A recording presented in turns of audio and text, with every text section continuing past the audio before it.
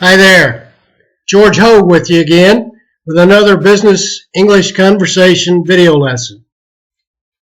Today I'm going to talk a little bit about entrepreneurs or being successful as an entrepreneur. You know, being an entrepreneur is very stressful, and it's not an easy job. Besides all the marketing and finance and accounting and sales and technical things you got to deal with, there's a few other things to consider. Entrepreneurs don't want to get themselves wrapped up in the details of the day-to-day business and forget about their mission. I got 6 things I came up with that I wanted to share with you that might be helpful for an entrepreneur. I think it also might be helpful in the corporate world in a different ways, particularly for managers. First thing, as an entrepreneur, you should always do is ask yourself, how would I like this? In other words, would you work for you? Would you extend credit to you? Would you like selling to you? Interesting questions. In other words, look at yourself. How do you come across this in terms of an employer? As a credit risk? As a customer? You know, answering these key questions might give you a little more objective view of your business practices and what might need to be changed or altered a little bit to build your brand loyalty. How would I like this? Key question. Second point, know the difference between customer service and complaint resolution. Okay? You need to view customer service as a way for the company to get feedback. Even if it's a complaint, you're getting feedback about your goods and your services. Key point, stand behind your product. Stand behind your product. Whatever it is, stand behind it. In other words, support that product and try to sell that product even in a complaint situation. And really, don't rest. True customer service means you're not going to rest until the customer has something good to say about your company or your product or both.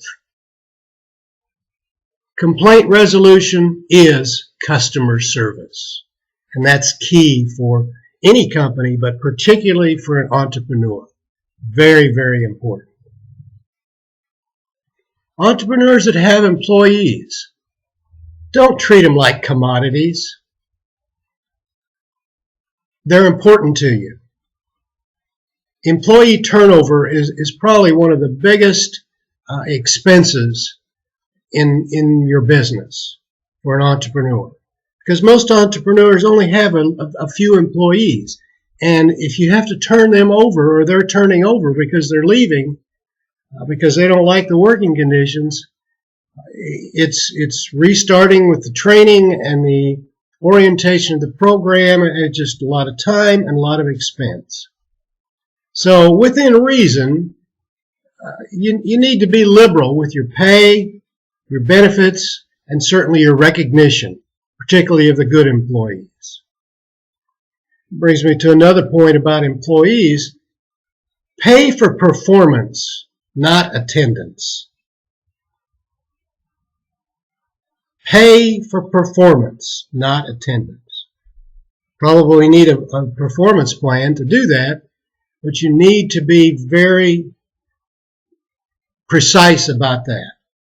If you are, your best people won't leave you. In fact, they will benefit from their own productivity based on what we said before. Not treating them like commodities.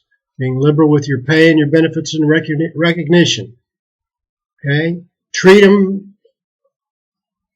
according to their performance, not their attendance. Another thought on that one is the poor performers, they're paid for performance. They won't be able to afford to stay around, so you're not going to have to worry about that. Pay for performance, not attendance. Again, in the line of employees, create a culture of permission. By that I mean allow your employees to participate and discuss and make mistakes. Okay? Employees that are supported will live up to their potential. Employees that are afraid of doing something wrong will never live up to their potential. Support your people. Be permissive in terms of their involvement. Doesn't mean you have to do exactly what they want. Maybe they'll have a good idea somewhere along the line. Maybe they won't. Well, they have to accept, like everybody else, that not all ideas are great for the company. But allow them to share. And finally, find out what your employees are good at. Find out what they excel at. And if you have to, redistribute or remix the tasks that are required for your company so that you can make the best use of the skills for the people that you've got. Now that may mean trading here and there and giving Joe something that Sarah was doing and Sam something that Joe was doing and so on and so forth. But that's important. If you've got good people and you want to keep them, find out, be sure you know what their skills are, and then do your mix to get the right combination. Always ask yourself, how would I like this? Know the difference between customer service and complaint resolution. Treat your employees, don't treat your employees like commodities. Pay for performance, not attendance. Create a permissive culture and find out what your employees excel at. As I mentioned, I think these are important for entrepreneurs, but as a manager, even in a large company, same stuff. Say you can apply the same points. Good managers will know the difference between customer service and complaint resolution. They won't treat their employees like commodities. They'll pay for performance. Good performers will do well, poor performers won't. They will allow or have a permissive atmosphere or culture within their organization, and they'll find out what their employees are good at. In the end, your company will be a reflection of you, your business practices, and your employees. Whatever company you're in will be a reflection of those three things. What do you want your company to look like? That's it for today's video.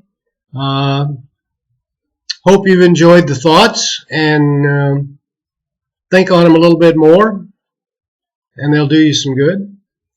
We'll talk to you next time around.